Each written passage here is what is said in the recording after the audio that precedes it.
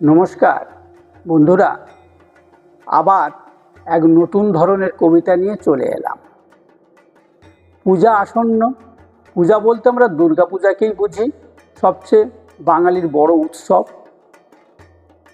দেবীপক্ষ পড়ে গিয়েছে, আর সেই দেবীপক্ষে দেবী আসছেন।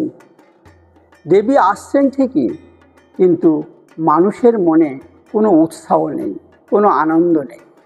মানুষের মধ্যে একটা যেন বিষণ্ণ ভাব, আর সেই বিষণ্ণ ভাবকে নিয়েই আমার লেখা একটি কবিতা, এসো মা দুর্গা। তুমি এসো মা গো, এসো মা দুর্গা, এসো তুমি নবরূপে। তোমার অর্ঘ্য সাজিয়ে রেখেছি জেলে সে প্রদীপ ধূপে। আকাশে বাতাসে আজ অন্য যে সুর, আগমনী গান হচ্ছে না কোনোখানে। কাশ ফুলে আজ রক্ত লেগেছে দেখো, কি বিভৎসতা ঘরে পথে সবখানে।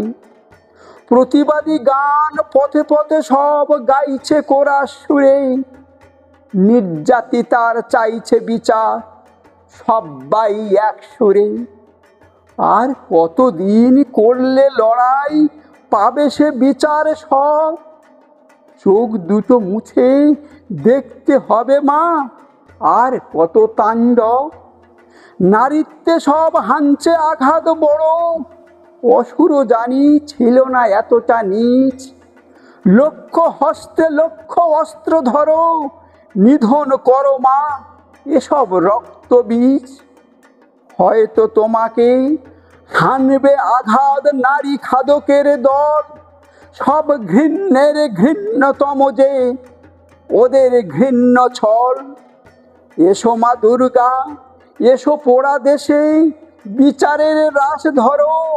ভ্রান্তি তাড়াতে শান্তি ফেরাতে অসুর বিনাশ করো।